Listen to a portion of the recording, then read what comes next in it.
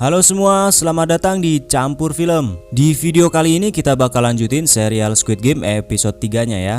Yang belum nonton alur film episode pertama dan keduanya bisa dicek di kolom deskripsi ya. Yuk, ini dia alur ceritanya. Di episode ketiga dimulai saat Junho sedang mengikuti mobil-mobil yang sedang membawa para pemain. Junho mengikuti mereka sampai ke sebuah pelabuhan. Lalu Junho menyiapkan pistolnya untuk berjaga-jaga sambil menyusup ke dalam sebuah kapal. Junho menyusup di bawah mobil agar bisa masuk ke dalam kapal. Sesudah berada di dalam, para staf melakukan pemeriksaan pemain satu persatu. Junho menyusup dan menyamar di dalam mobil sebagai peserta permainan. Ketika diperiksa, Junho hampir saja ketahuan karena tidak ada identitas yang terdaftar padanya.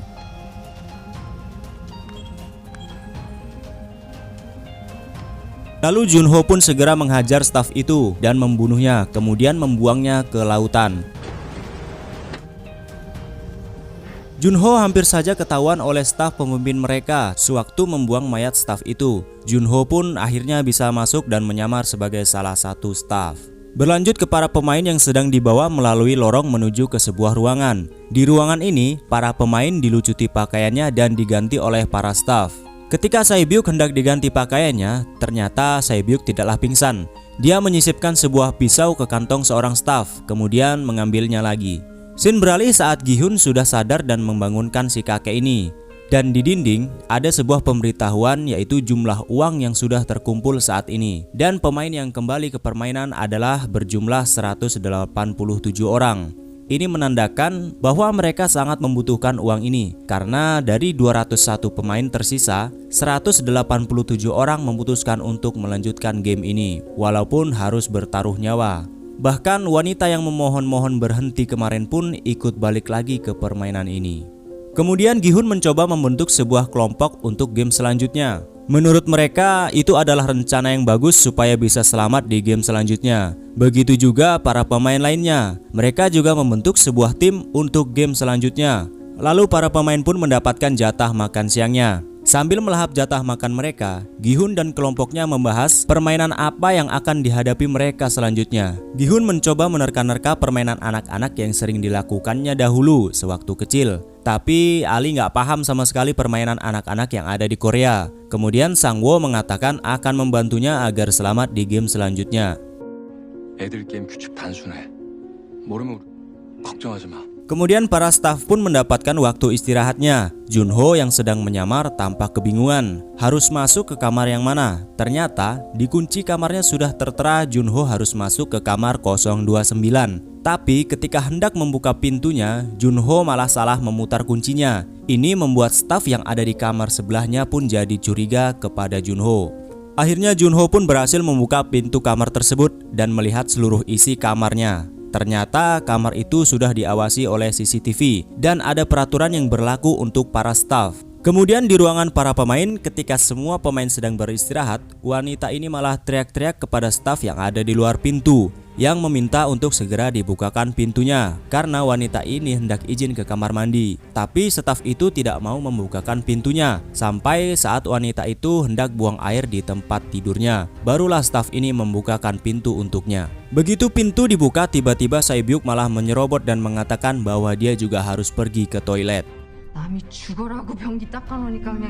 Di toilet saat wanita ini sedang menikmati sebatang udutnya yang disembunyikan di dalam celananya, tiba-tiba Sae-byuk yang datang mengeluarkan sebuah pisau. Ternyata pisau itu digunakan Sae-byuk untuk membuka ventilasi udara dan mencoba melihat apa yang ada di luar tempat mereka saat ini. Lalu saat sedang menyusuri ventilasi, Sae-byuk melihat para staf sedang membuat sebuah makanan yang Sae-byuk sendiri pun tidak tahu makanan apa itu, karena dia hanya bisa mencium aroma manis dan sebuah gula. Tapi tiba-tiba staf yang menunggu di luar pintu toilet pun mengatakan waktu mereka sudah habis. Wanita ini pun melindungi Sae-byuk agar tidak ketahuan karena masih berada di dalam ventilasi. Di dalam ventilasi pun Sae-byuk mendengar ribut-ribut yang dibuat oleh wanita itu. Sae-byuk lalu buru-buru keluar dari dalam ventilasi. Karena staf tadi curiga kepada mereka, pintu toilet pun didobrak oleh staf itu. Staf itu pun memaksa mereka untuk segera keluar. Beruntung Sae-byuk sudah tidak berada di dalam ventilasi.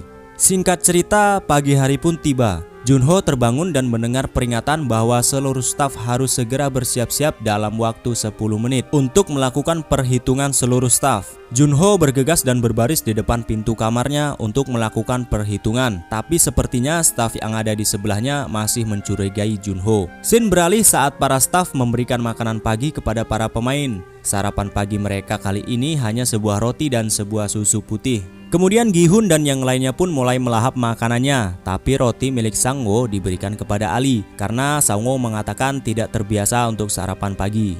Susu milik Gi-hun pun juga diberikan kepada Ali karena Gi-hun tidak bisa meminum susu putih. Lalu Sang-woo di sini terlihat sangat penasaran kepada Sae-byuk, penasaran akan apa yang dilihat oleh Sae-byuk saat mengintip dari dalam ventilasi. Karena sebelumnya Sang-woo sudah mendengar percakapannya dengan wanita itu saat sudah berada di dalam kamar para pemain. Dan tiba-tiba sirine permainan kedua pun sudah mulai terdengar. Sudah saatnya mereka melakukan permainan keduanya.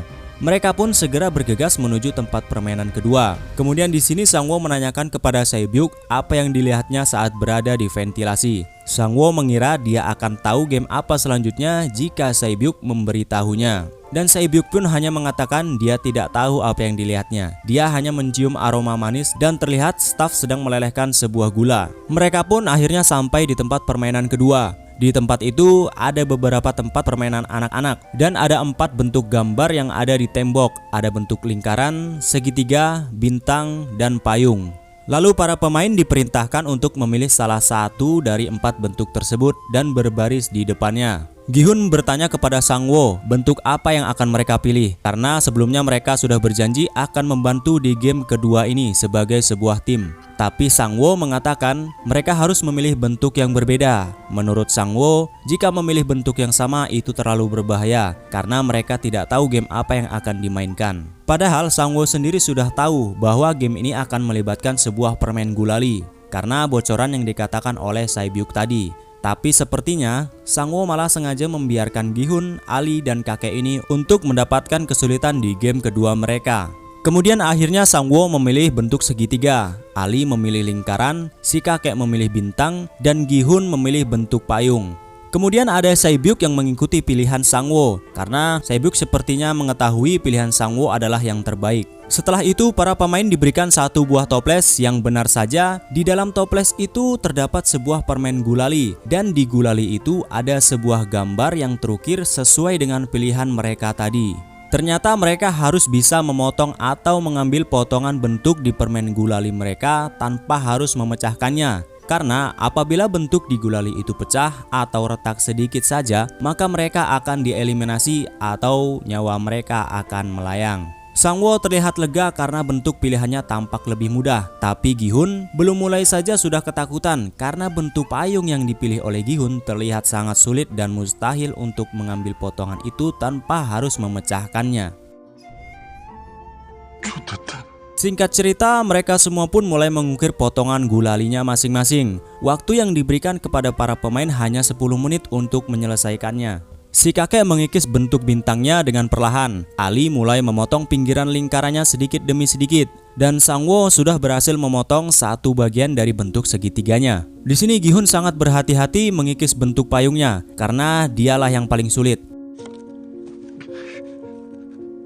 Terlihat pemimpin permainan ini mengawasi mereka dari tempatnya sampai pada seorang pemain yang mematahkan gulali berbentuk payungnya. Kemudian staf segitiga ini pun langsung menembaknya. Yang awalnya permainan ini tampak hening, mereka fokus pada bentuk gulalinya masing-masing. Kini fokus mereka pun sudah terpecah. Para pemain mulai gemetar dan gelisah, konsentrasi mereka hilang dan mengakibatkan satu persatu dari pemain harus dieliminasi karena memecahkan bentuk gulali mereka.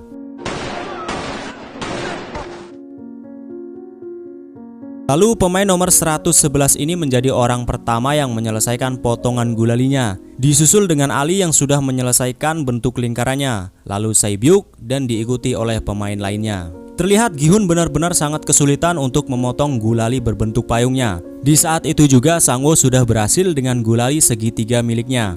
Gi-hun melihat Sang-woo dan sepertinya sudah mulai sadar bahwa kalau mereka sepertinya ditipu oleh Sang-woo. Gi-hun melanjutkan potongan gulali miliknya sambil gemetaran diselingi bunyi tembakan di sekitarnya. Gi-hun sampai basah berkeringat ketakutan, sampai pada akhirnya keringat Gi-hun pun menetes di gulalinya. Dan Gi-hun tersadar ternyata gulali itu menipis dan meleleh jika terkena air. Akhirnya Gi-hun menjilati gulalinya untuk membuat ukiran bentuk payung di permen gulalinya segera menipis agar mudah untuk memotongnya. Di lain sisi, Junho yang sedang menyamar melakukan sedikit kesalahan karena dia begitu tercengang melihat permainan yang sangat kejam ini. Dia lantas maju ke dalam arena permainan. Padahal seharusnya tugas staf bertopeng lingkaran adalah untuk mengangkut para pemain yang sudah tereliminasi saat pertandingannya selesai. Akhirnya Junho pun ditegur oleh staf segitiga ini dan akan dilakukan interogasi terhadap Junho. Lalu ada wanita ini yang sudah berhasil menyelesaikan potongan bintangnya dengan cara curang. Dia menggunakan korek untuk memanaskan jarumnya supaya bisa melelehkan bentuk bintang di gulalinya. Setelah berhasil, wanita ini memberikan koreknya kepada pemain 101. Lanjut pada Gi-hun yang terus menjilati permen gulalinya hingga garis bentuk di payungnya menipis. Cara Gi-hun ini pun diikuti oleh pemain lainnya, tak luput juga oleh kakek ini. Staf yang mengawasi mereka pun tampak heran dengan apa yang dilakukan oleh para pemain di arena. Lalu kakek ini sudah berhasil menyelesaikan bentuk bintangnya dengan mengikuti metode Gi-hun, yaitu menjilati permen gulalinya. Dan disusul pemain 101 dengan menggunakan korek pemberian wanita tadi. Di sini Gi-hun terus menjilati permen gulalinya sampai akhirnya potongan payung miliknya pun selesai tanpa pecah sedikit pun dengan waktu permainan yang sudah habis. Gi-hun benar-benar gemetaran dan menangis setelah menyelesaikan potongan miliknya. Setelah itu, ada seorang pemain yang mematahkan potongan gulali miliknya. Ketika dia hendak ditembak, pemain itu melawan dan merebut pistol milik staf itu. Kemudian malah menembak beberapa staf dan menyandra satu staf bertopeng kotak dan menyuruh staf itu untuk membuka topengnya. Kemudian pemain itu malah terkejut bahwa staf itu ternyata masih sangat muda. Karena dia tidak mau membunuh staf yang masih muda itu, lalu dia memutuskan untuk bunuh diri. Ketika kejadian itu sudah berlangsung, pemimpin permainan ini pun turun ke lapangan ke arena para pemain dan menembak staf yang sudah membuka topengnya. Ternyata para staf yang sudah ketahuan identitasnya akan ditembak mati. Episode ketiga pun berakhir dengan Junho mengambil sebuah topeng kotak milik staf yang sudah ditembak mati tadi.